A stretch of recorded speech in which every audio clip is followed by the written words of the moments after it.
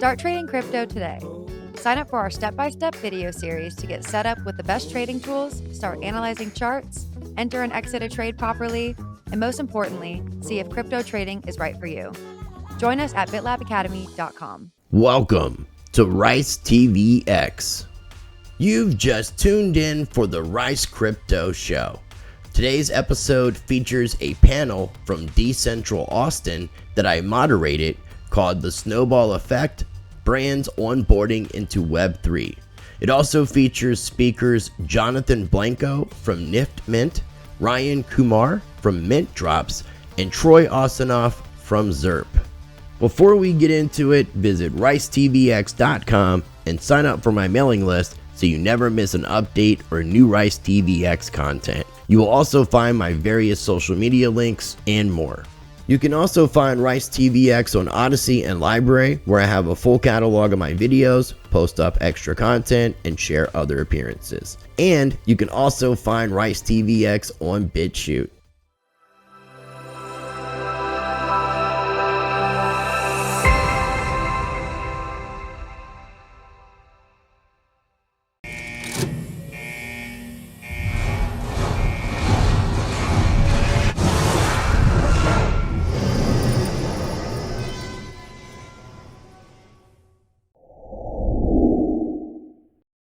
I'm a DJ boy, going to DCentral, making NFT, I'm a DeFi, being crypto poor but JPay rich. My name's Chris Rice. I'm going to be hosting today's panel, The Snowball Effect, Brands Onboarding Into Web3. I'm the host of Rice TVX. That is a YouTube channel, formerly Rice Crypto, if you guys want to check that out. And I do appreciate you guys coming out to today's conference and attending DCentral and attending one of the very first speeches that we have going on panels today. So do you guys want to go ahead real quickly and introduce yourself to everyone? And I guess we'll start with you and kind of go down the line. For sure. Hey guys, thank you for coming. I'm Ryan. I'm one of the founders of Mintdropz. Essentially what we do is we help creators launch their own NFT platforms with their own smart contracts. So anybody can come in, launch their own platforms across any blockchain with like a click of a button, which is an innovation.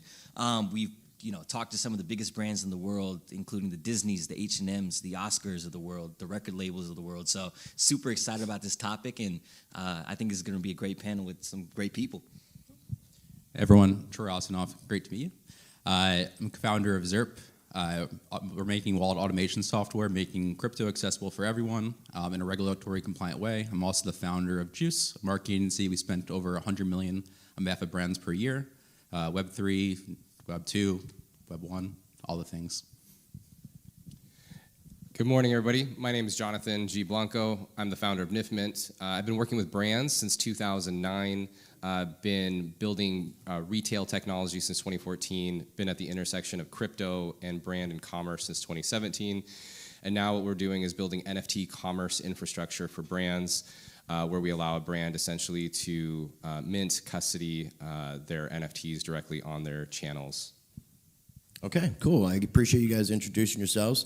I guess the way we could start this off is, we're talking about brands onboarding into Web3. So the first thing that I would like to ask you guys is, what do you feel like are the advantages and disadvantages of brands onboarding into this element? Sure. Yeah, so I think the advantages of brands coming into Web3 is like, number one is like, everybody consumes some of those brands, right? You got a Playboy hat on, right? It's like one of those things where it's like every brand that you recognize needs to play in this space because it is a space that's going to take over, right? We're all here for crypto. It's kind of bringing us all together. It's all Web3. But what it looks like on a commerce level is like, all right, cool. Hey, we have a brand, we have identity, and we want to get into a new space, and the way we can do it is one with NFTs, others with DAOs, but like the essential advantage of people coming into Web3 and, using crypto as an asset for, their brand is that it gives them a new exposure to like, crypto users, people who are maybe not, making commerce with them every day. And then they also have a massive advantage of being early right now because, maybe if you started a year ago, you had a lot more leeway. You can kind of do whatever you want. And now the space is matured, right? So maybe if you buy an NFT today, you know exactly what you're buying. And the customer's a lot more like, informed about what they're buying, and that's going to be a big deal moving forward. And that could also be a disadvantage as well. But yeah, no, that's actually some really good points, and I'm glad that you shared that. What about you, my friend? Yeah, I mean, it's interesting seeing some brands jump into the Web3 space. Some brands are doing it very well, and it feels native, and it makes sense what they're doing. I mean, like last year, even I think it was Gucci jumped in and did like a physical and digital component. Love seeing brands do this. It felt more natural when they did it. It didn't feel as forced. I'm not going to name brands, but a lot of brands did kind of cringy attempts at jumping into Web3, and it didn't actually take part in to consider like what actually happens with Web3, how to get the users, like the crypto folks, on board. And then I saw like even this past week, like Budweiser jumped in to be the official sponsor of Zedrun, which I thought was like an awesome like parallel between the two. Like Budweiser obviously does a lot with horse racing IRL. Now they're jumping into the Zedrun space, which is like seems like a hand in glove fit. So it's interesting. There's a lot of opportunities for brands to get into the space now that, to your point, they're still pretty dang early. I know it's like the cliche in the space saying like we're early, but we really are. Most brands are not touching crypto yet, and there's so much opportunity, even like in ticketing and everything else, to jump into the space to utilize the technology that is NFTs. Yeah, so I love everything that's been said. The Zedrun, I think, is really interesting because you're thinking about brands from like a marketing perspective. Hey, like they can put marketing dollars towards a Super Bowl, or they can put it towards this game. Like that's super interesting. The way I like to think about brands getting into Web3 is actually not even phrasing it as brands getting into Web3. At the end of the day, brands sell products to their raving fans who love what they do, right? And an NFT is no different. So we always tell our brands, don't even think about this that you're selling an NFT. You're literally selling a digital product, a digital good, digital merchandise.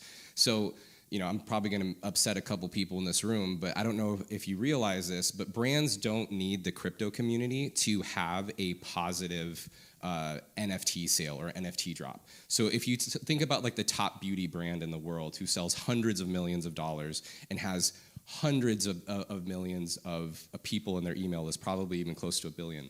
Do you think they need to do a 10,000 drop with only a crypto segment? That's asking them to go for a sliver of a sliver. There's roughly 21 million MetaMask wallets. So our point of view is really, how do you make sure that you service your customer base and introduce them to crypto, but do so in a way where they don't even know it's crypto, right? Like, hey, like, thank you so much for buying, this bag. Here is a complimentary digital collectible that comes with it. Or, hey, do you want to purchase this one more digital collectible that gives you access to these sorts of things? So in 3 to 4 years, I don't think we'll hear brands say the words NFTs. They just will be NFTs. It'll be what's in the background. That makes a lot of sense, and you guys made a lot of really good points. When I think about the snowball effect of branding, you start seeing a few entities going through the door and taking advantage of this technology. And I'm assuming the snowball effect is more and more entities following that lead. And I agree with what you were saying about being early. Early could be a real big disadvantage as well. So what are you seeing as the main viability for companies onboarding into Web3, aside from what you guys have mentioned? Yeah, I mean, the onboarding experience to Web3 is still a nightmare for most folks. I mean, you're talking about MetaMask. I know they said there's like 20-something million. A lot of those are actually dupes, multiple accounts per person. But when I'm working on like Zurp, where I was interviewing a lot of our customers, and I was asking them, when you set up your MetaMask, did you do it yourself, or did you have someone else help you, or did you at least do a gut check to make sure you did it correctly? And almost like 99.9% of people didn't either had help or they had a gut check. I met very few people who set up MetaMask themselves. So that's the disadvantage of being early, we'll call it, is that the infrastructure and the tooling there are just not great right now. So if a brand jumps into this space, great. We'd love to have them on board, but getting folks there is just, there's still a massive hurdle to get there, to get people actually onboarded. I think expectations also.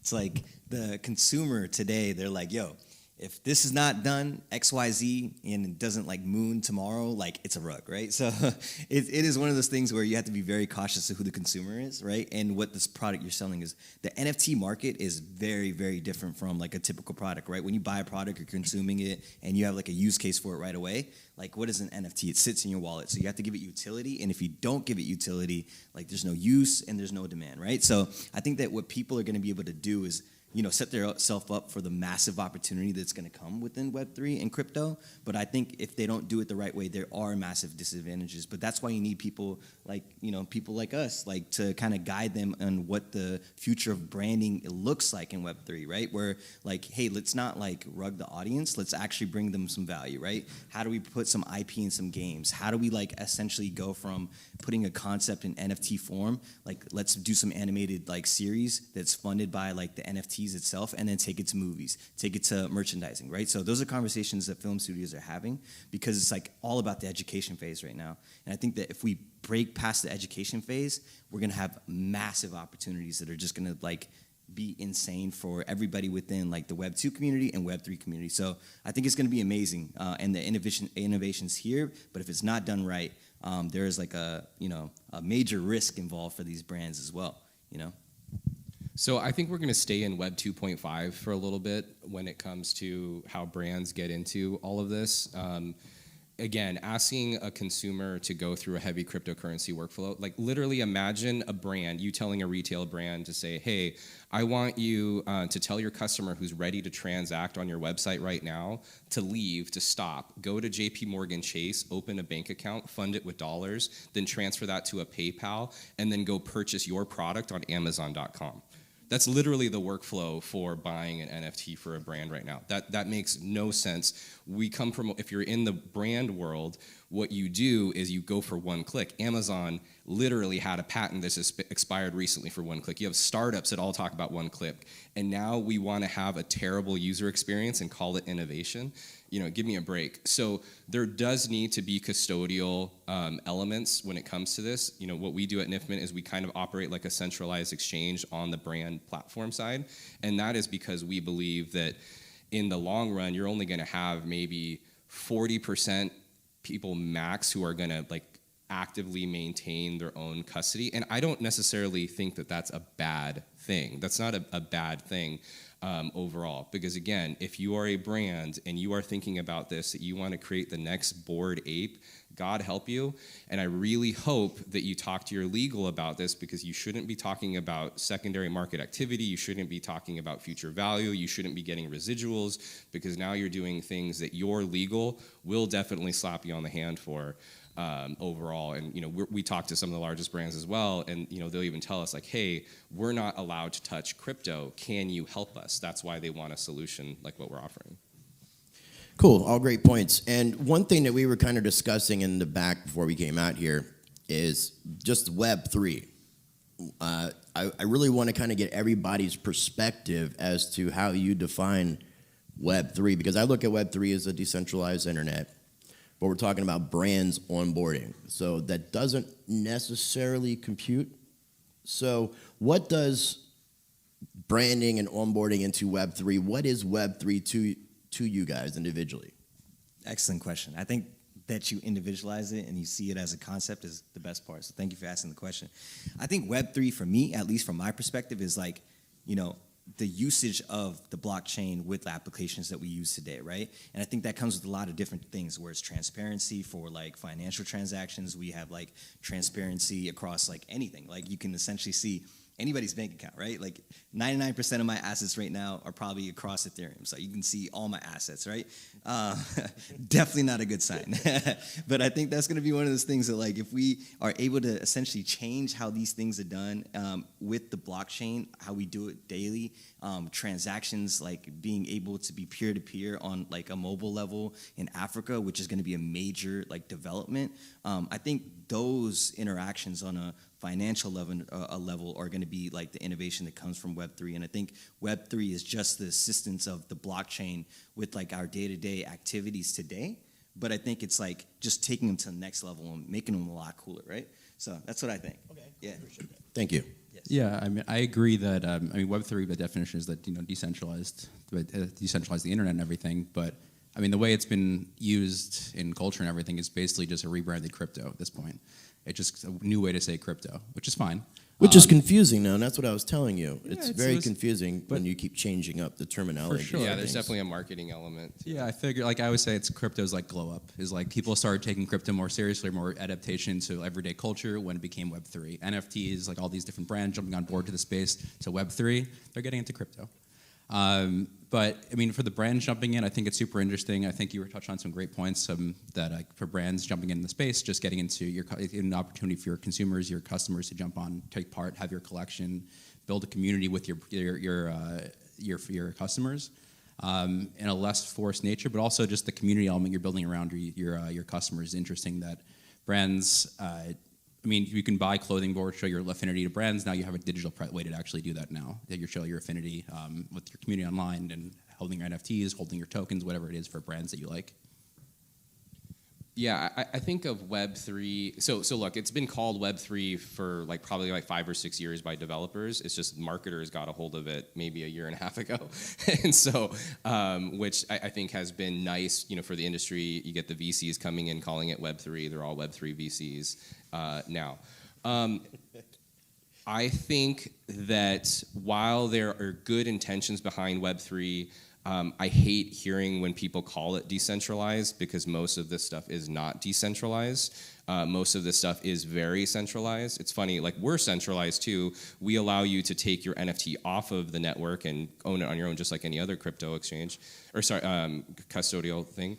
But it's funny because I remember I reached out to a VC and he's like, "Oh, well, you're kind of doing this centralized, version of this." I was like, "Yeah, so is your entire portfolio is centralized." So I think people overuse that term tremendously. What we're really talking about at the end of the day for most people is ownership. You want to have some level of ownership rights behind your participation in the network. And so when I think of Web3, I really think about it from the lens of decentralized blockchain crypto. And so it's not like a hardcore, hey, this is, not your keys, not your wallet, et cetera. Because again, from a brand context, that there's going to be very few and far between individuals who are going to transact and consume in that way overall. Can I just add one more? Yeah, definitely. So 100%, exactly what you said. And I think it's time that we start owning things that are digital right now. I don't own my Instagram handle. Isn't that kind of weird? I don't own my Twitter handle. I don't know. I use these things a lot, right? So it's if I own my domain, and I can have my own .com. Don't you think that I should maybe be able to own my Instagram handle or Twitter handle or TikTok handle? I think that's what Web3 really brings. Well, so everybody remembers a digital passport in a sense. Yeah, all my digital assets. Yeah, everybody remembers Cambridge Analytica, Facebook. People were pissed off. Oh, my data, blah blah blah. You literally had people from their Instagram saying ban Facebook. It's the same thing. What are you talking about, right? And so.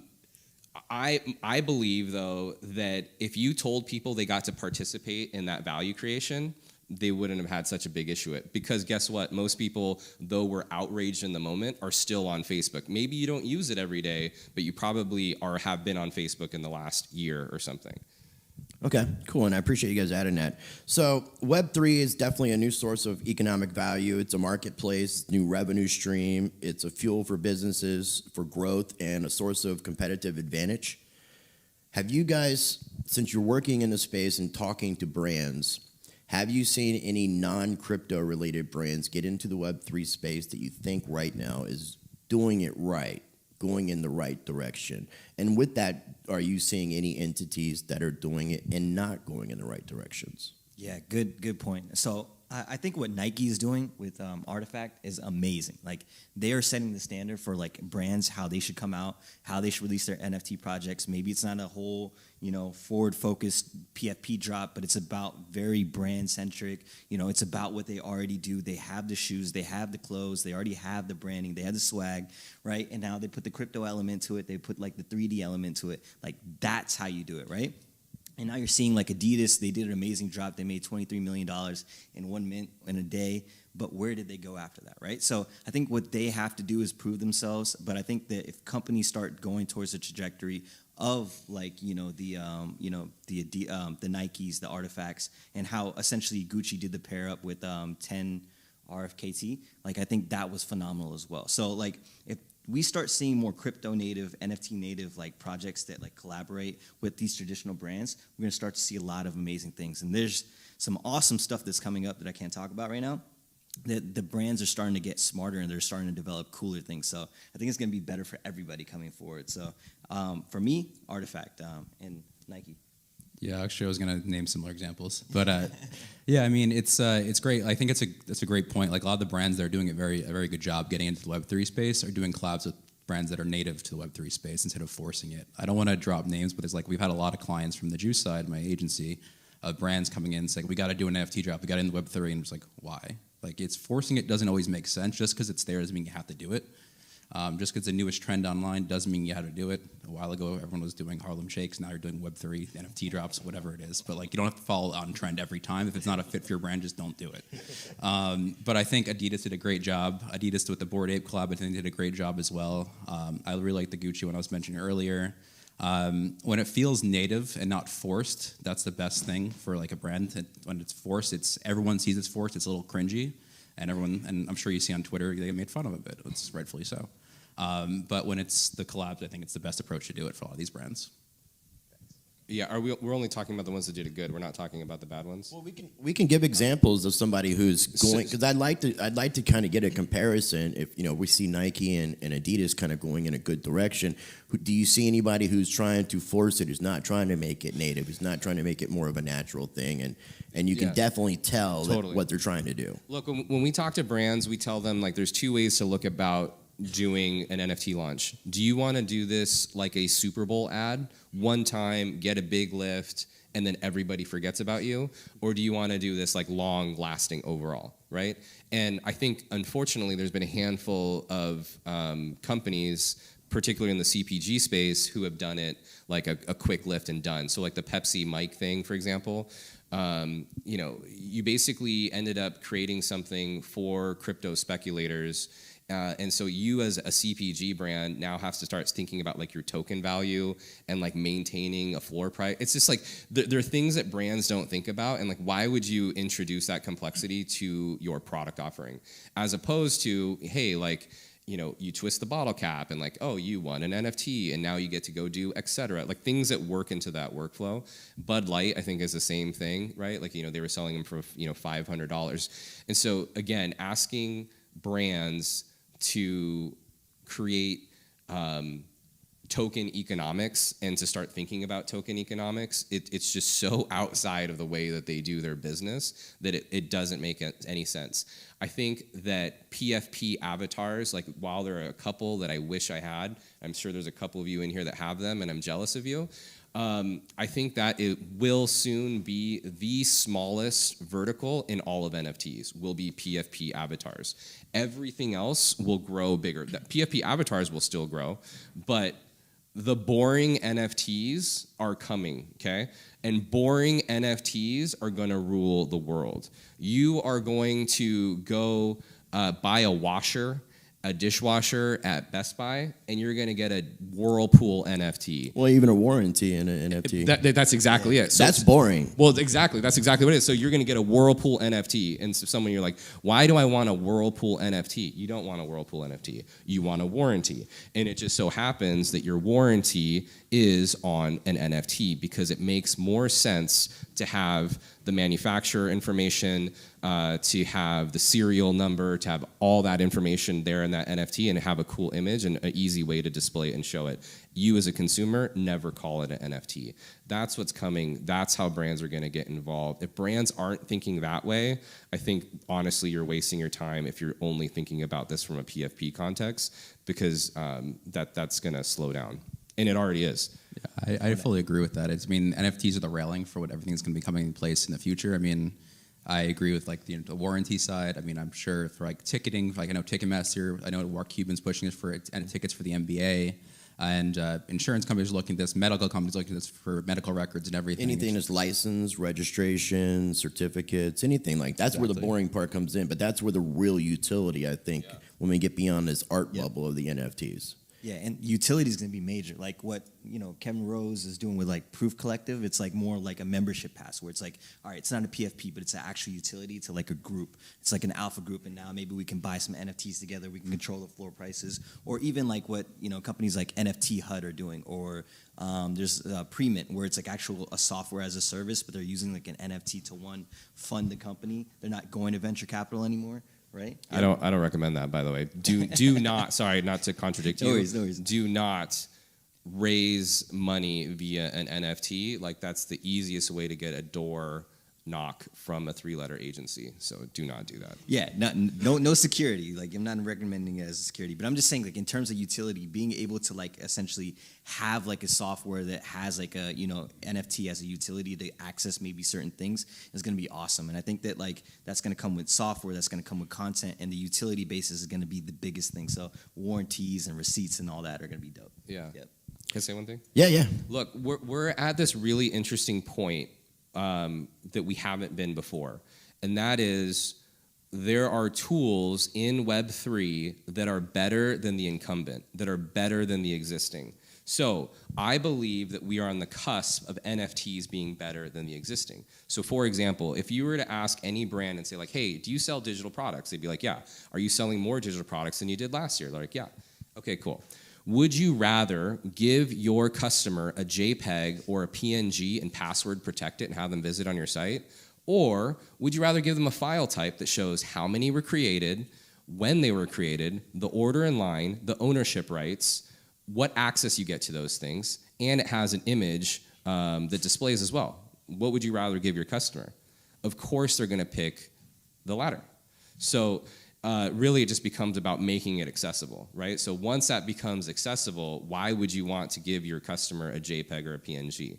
The better solution happens to be an NFT. It's not about building stuff to welcome people into blockchain or onboard people into Web3. Like, that's bullshit. Like, was there like a big white paper for Facebook or a big white paper for Gmail? Like, no, right? Like, there's no need to onboard people into Web3. The product has to be good enough that consumers want to use it. Awesome. You got anybody have anything else they want to add? If not, I'm going to have you just reintroduce yourself, since we have probably 10 times, 100 times more people when we started. So, shout out to the late bloomers. You guys are amazing. Thank you for coming. Yeah, we appreciate everybody for coming out. We started maybe 28 minutes ago, so I'm just going to have these guys reintroduce themselves, where you can find them, and then we'll wrap up. Thank you. So I'm Ryan Kumar. I'm the founder of Mintdropz, and what we do is essentially being able to like allow creators to launch their own NFT smart contracts, their DAO smart contracts across any blockchain with like a click of a button. We work with some of the biggest companies in the world, some amazing creators, and we're looking to, helping the next generation of creators like yourselves or the consumers actually get affected by Web3 in a positive way. So you can find me on Instagram, TikTok, YouTube, Ryan Kumar NFT, super simple. Company name is Mintdropz, M-I-N-T, drops with a Z, because you got a mint and you drop. You feel me? So that's it. Thank you. Feel you. Yes, sir. Hey, Osinoff, founder of Zurp. We're making wallet automation software to make it so DeFi is accessible for everyone. Zurp.com, also the founder of Juice, marketing agency spending over $100 million on behalf of brands, Web3 space, Web2. If you want to find me, Twitter @Yo and Instagram @Troy. Is that Yo like the Yo app? I wish. Oh, okay. Does everybody remember Actually, the no, Yo I don't app? wish it was Yo, gone. Yo. Yeah, They try to buy it, though. Awesome. Chris, awesome job leading this panel. Thank you. So my name is Jonathan G. Blanco. I'm the founder and CEO of Niftmint. We build NFT commerce infrastructure for brands. Basically, that allows them to mint, sell, and custody NFTs directly on their e-com platform. And we handle all the heavy lifting, all the crypto. I'll be up here if you actually have a card. If anybody wants to kind of see how it works, you can scan the QR code and take a look at the NFT. Well, gentlemen, I thank you for participating. My name is Chris Rice, and I'm the host of the Rice TVX YouTube channel. Be sure to check it out. You can find me pretty much everywhere at Rice TVX. And I do appreciate you guys. Make some noise for these gentlemen. Make some noise for yourself. That's great. Yeah, make some noise for yourselves for coming out to Austin and attending these events. I do appreciate you guys for being here. Thank you so much. Thank you. Thanks, everybody. Chris. You're amazing.